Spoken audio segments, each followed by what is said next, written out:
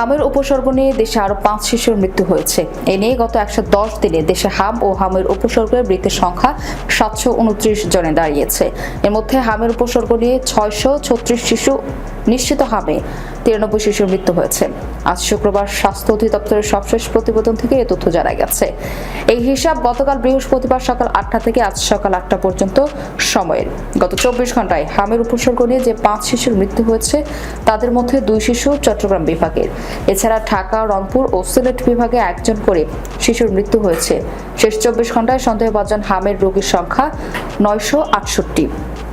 এই সময়ের হামের উপসর্গ নিয়ে হাসপাতালে ভর্তি হয়েছে 851 শিশু। তাদের মধ্যে 301 শিশুই ঢাকা বিভাগের। এরপর আছে চট্টগ্রাম, বরিশাল ও সিলেট। গত 24 ঘন্টায় হামের 784 রোগী হাসপাতাল থেকে ছুটি পেয়েছেন। গত 15 মার্চ দেশে প্রথম হামের রোগী শনাক্ত হয়।